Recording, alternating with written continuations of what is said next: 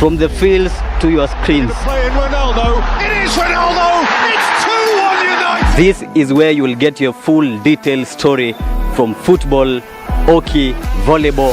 Octavio goes once more. Oh, he's done it brilliantly. Basketball. Long range three. All in one. For exclusive interviews, discussions, and sports feature stories. Every Monday from 2 p.m. to 4 p.m. on EBN TV. This is The Scoreboard.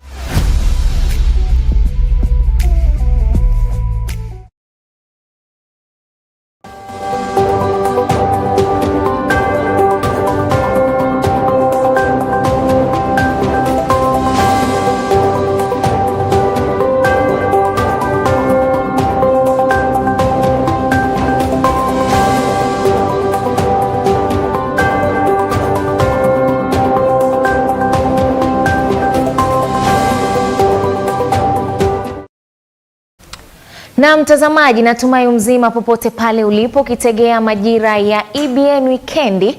Hii leo ikiwa ni Ijumaa ya tarehe 24 mwezi ukiwa ni ule wa 11 mwaka wa 2023. Kuna baadhi ya taarifa ambazo tumekuandalia ikiwemo mafuriko katika sehemu tofauti tofauti humu nchini. Karibu katika taarifa zetu. Mimi ni Belinda William. Na mimi ni Emmanuel Mano, lakini kwanza tuanza na vidokezo kwa sasa.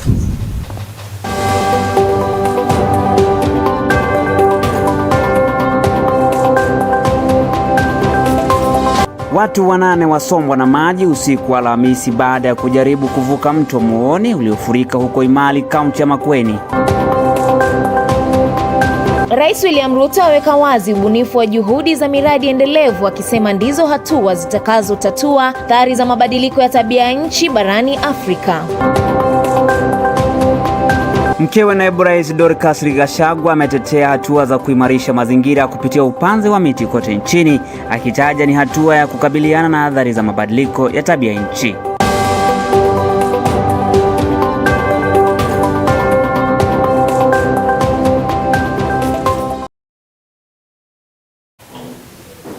Karibu mtazamaji. Na tukianza na taarifa kuhusiana na mafuriko humu nchini ni kwamba angalau eneo nusu ya mji wa Maua ukipakaa na maji, huku jengo la kibiashara lililoachwa, kanisa lililofungwa na kuzamishwa kwa sehemu ya nyumba iliyokuwa iuzwe kwenye eneo hilo imeweza kujawa na maji. Wenyeji wanahesabu hasara yao baada ya mafuriko kuwalazimisha kuyahama makazi yao. Hata hivyo, mji huo ni mojawapo ya vituo vya miji iliyo na ubovu wa miundo msingi huko Meru.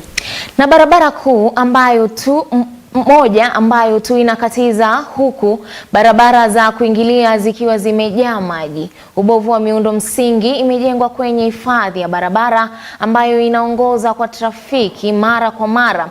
Kuwepo kwa waendeshaji bodaboda kumeongeza hali hiyo na kusababisha msongamano mkubwa wa magari katika mji huo kwa Maua. Hapa Maua ile kitu iko hapa ni makarabati ilifungwa, ni watu na mandizi nini na takataka. Sasa saa ile kaunti ilikataa kukuja kufungua, ndio hii sinda iliingia yote ya maji ikafungana. Lakini ikifunguliwa saa hii maji itatoroka yote kabisa. Hakuna maji iko hapa Maua. Ni makarabati inafungana na kaunti hakuna kitu wanafanya. Maji imekuwa kwa kila nyumba hapa Maua town, hapa pande ya Kasiongo, kila mahali nyumba iko na maji. Ningeomba serikali tuwe na umoja na viongozi wetu, tusikane pamoja ili tuweze kusaidia wananchi wetu. Juu kama sisi wananchi tunaumia. Some people have diverted the river to create a plot. You find someone has diverted the river to up to 7 meters to create a plot and then build.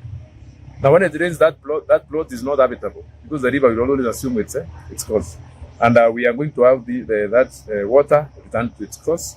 We are also going to have people who have built on the drainage lines, especially where there are natural waterways, to have to demolish. And the governor is very strict on this issue. The governor has been able to send a lot of teams to come and look at it. And it's a matter of time. Actually, once the rains subside, we are going to start public participation to have these people demolished who are built on either the road reserve or either waterways or on the areas where the drainage should be passing. Na mtazamaji, tukisalia katika taarifa zinazofungamana na mafuriko ni kuwa gavana wa Tana River Dadho Godana amesema kuwa serikali za kaunti zimelemewa na kukabiliana na athari za mafuriko kutokana na mvua kubwa inayoendelea kushuhudiwa katika maeneo tofauti humu nchini. Godana aliweka wazi kuwa wamepokea shilingi milioni 557 kutoka kwa serikali kuu, huku akiongeza kuwa fedha nyingi mno zinahitajika ili kukabiliana na athari za mafuriko, kwani barabara nyingi zimefurika, hivyo basi kutatiza shughuli muhimu za usambazaji wa vyakula. Wito ulitolewa kwa serikali kuu pamoja na wahisani kutoa msaada kwa waathiriwa. We are actually getting overwhelmed 2 weeks after the rains began because now almost the whole of Tana is affected. We have a very big population, of course, displaced. So we have so many IDP camps all over in Garsen, in Galole, in Bura, in Galederto, in Bangale. As we speak, you cannot access Tana North from Garsen. You cannot access Masalani because the Masalani bridge is already cut off. You cannot go there by any means except for maybe boats, canoes, and maybe by air. You cannot access Mahono, you cannot access Nyangwani, you cannot access Diram. All those areas are cut off areas, either by the main river or by the road between Wema and Ijara and to Bura East and to Garissa. All that road is cut off. We're happy a bit that now we received money today. Actually, disbursement has been done today. Okay. Around the 10 billion money the government is talking about.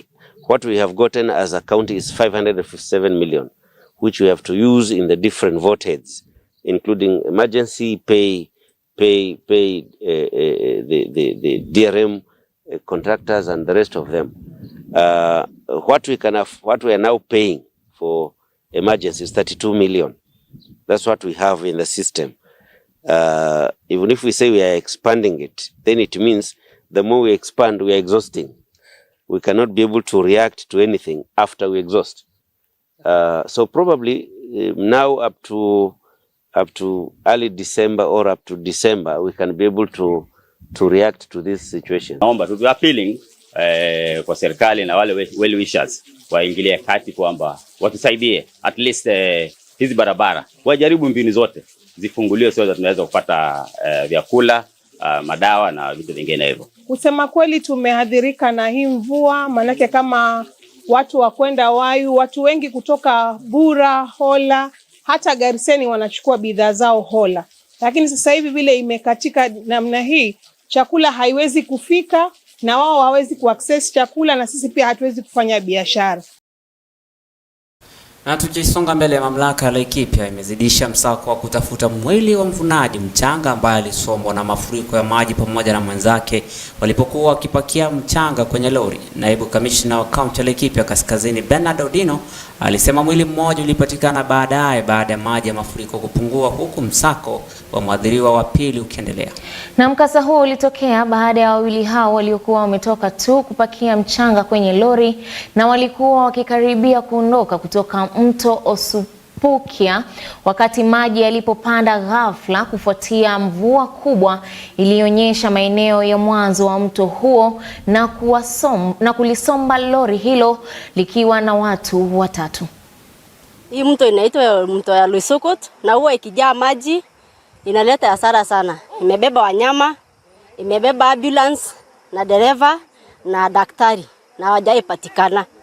Pia jana ilibeba vijana watatu, mmoja alitokea akiwa hai lakini wengine wawili walikufa maji. Mmoja amepatikana lakini mmoja bado hajapatikana mpaka saa hizi. Na tunaomba kama serikali wanaweza tuwekea kama ni bridge, ituwekee kama mahali huko ambulance ilibebwa na maji. Tunaomba tu hayo, na pia wakati wanachimbua hizo dams, washimbue vizuri kwa sababu hiyo dam ilifurika kabisa na ilikuwa dam 2. Mwenye alitoka kwa maji alijaribu kuogelea. Aliogelea akaambia wengine wamshike lakini wengine waliwezeka maji. Yeye mwenyewe alipata mti na akaishika hiyo mti na akatoka kwa maji. lakini wawili walishindwa kuogelea. Na huyo alikuwa mwenye lori, ambaye alikuwa tanboy, huyo alitoka akiwa hai.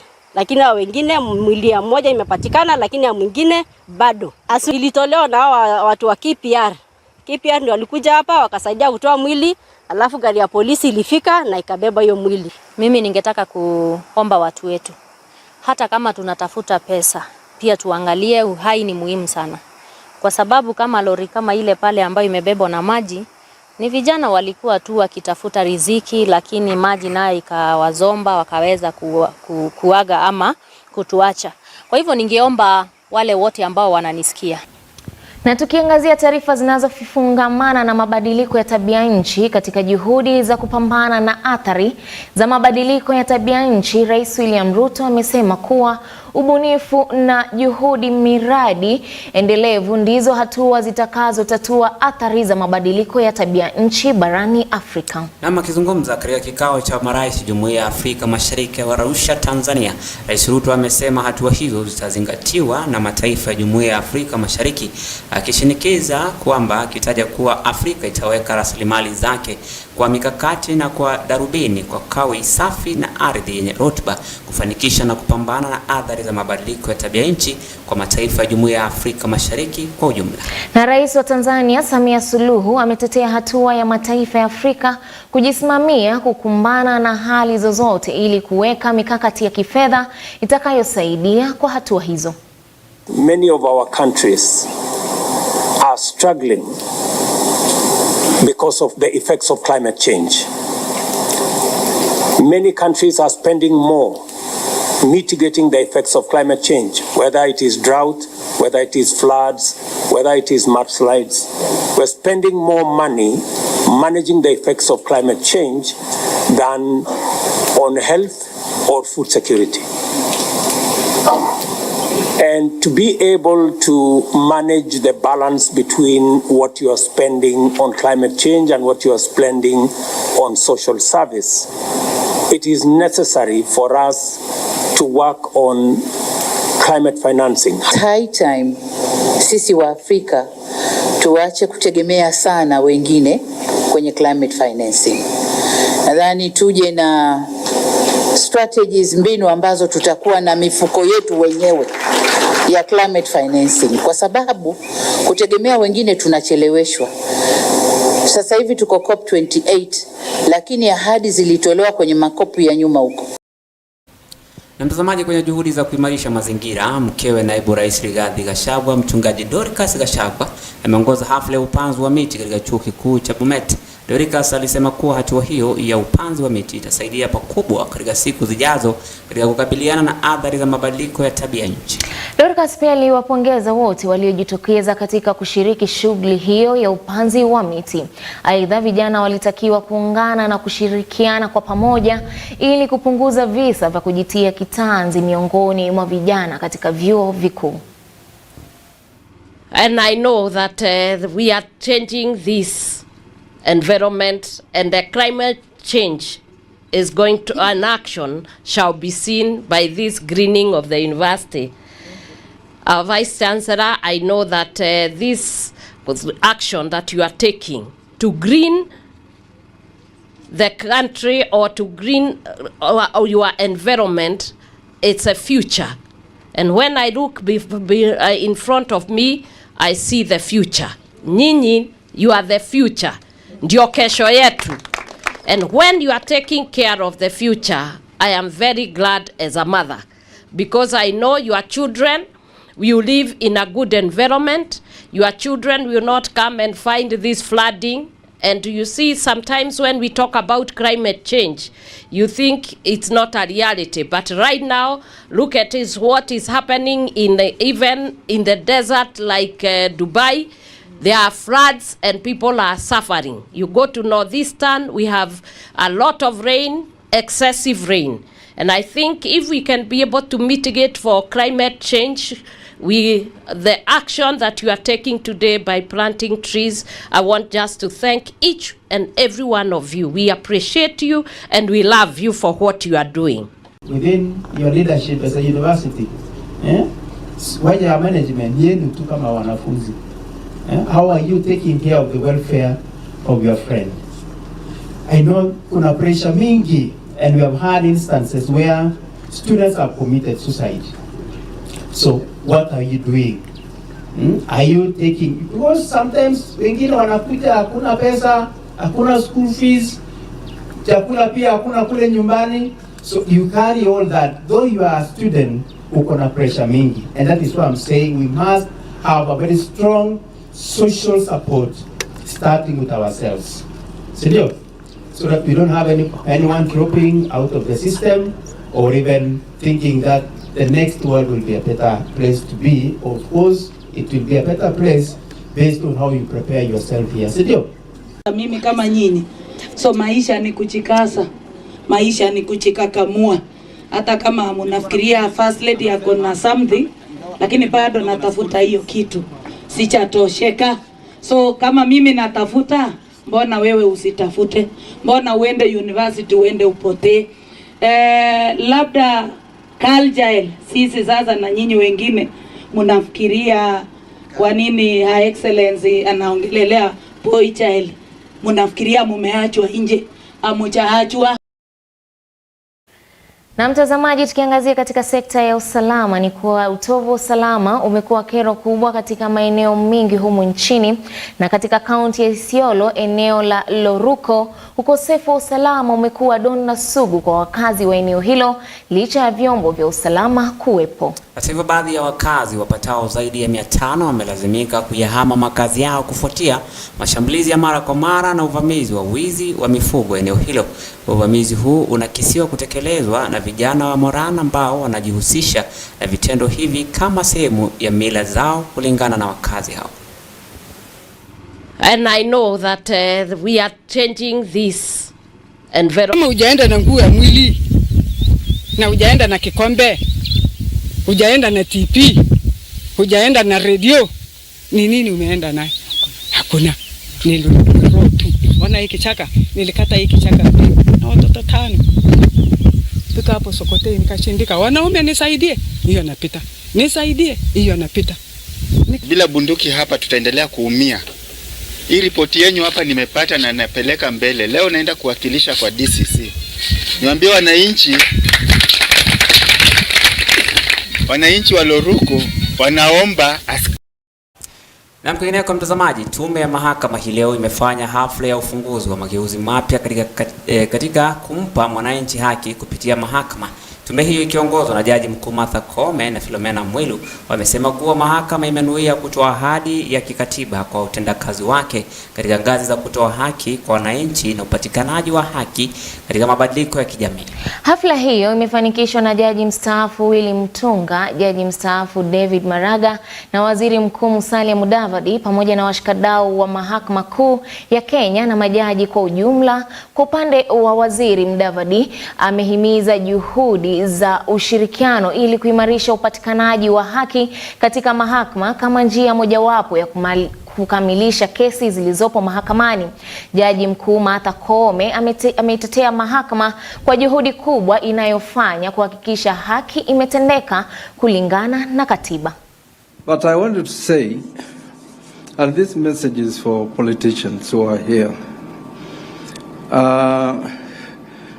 In my office as Chief Justice, whenever I interacted with the presidents, deputy presidents, I used to tell them one thing, that if you think you can enslave the judiciary, it can also be enslaved by those who come after you.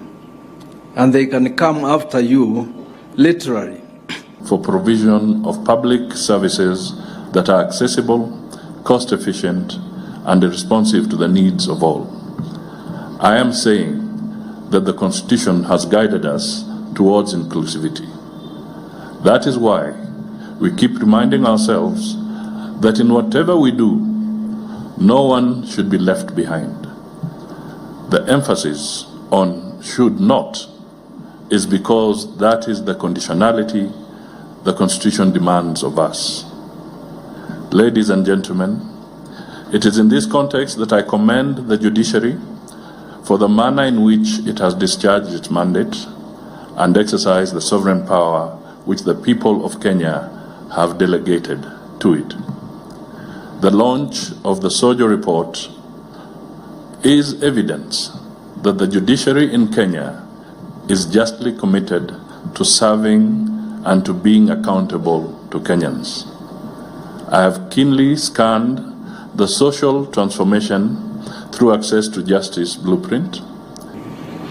The judiciary has significantly advanced its use of technology to improve access to justice.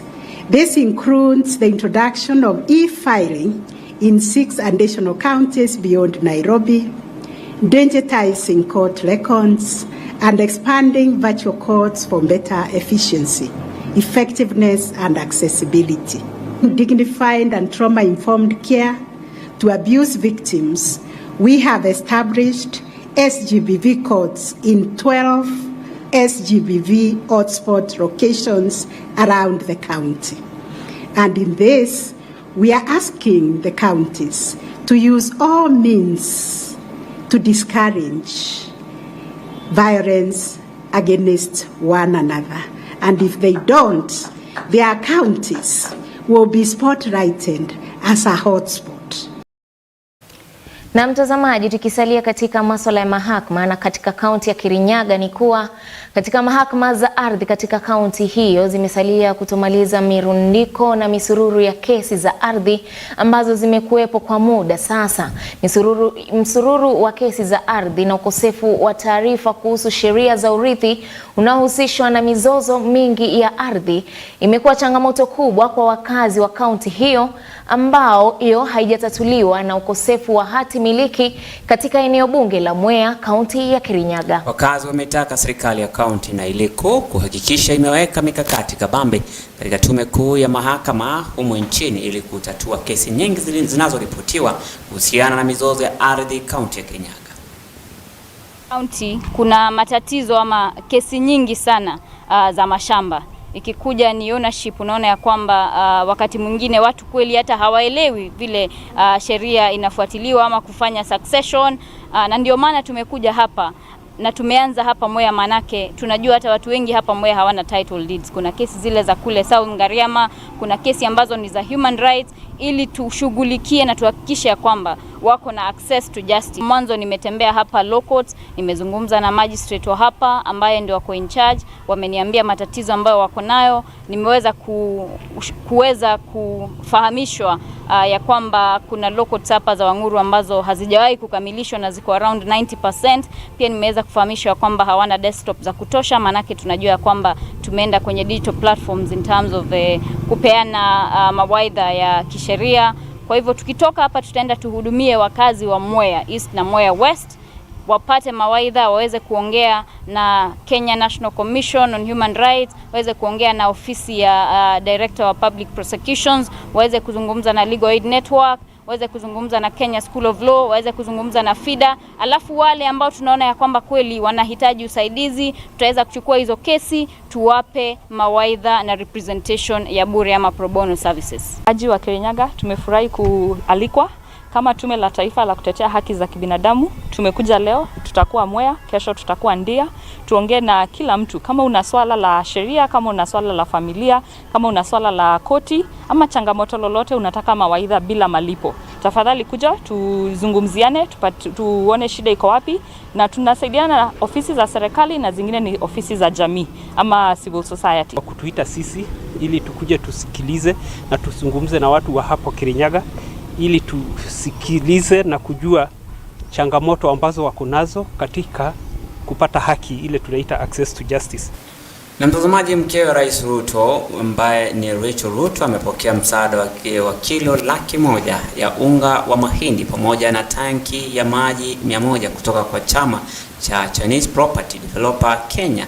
Akizungumza baada ya kupokea msaada huo, Mama Rachel alisema kuwa msaada huo utasaidia pakubwa haswa wakati huu tunapoelekea katika sherehe za Krismasi. Mama Rachel pia aliipongeza serikali ya Kenya ikiongozwa na Rais William Ruto kwa kutilia mkazo mpango wa lishe shuleni ili kuhakikisha kuwa watoto wanapata lishe bora sawia na kusalia shuleni.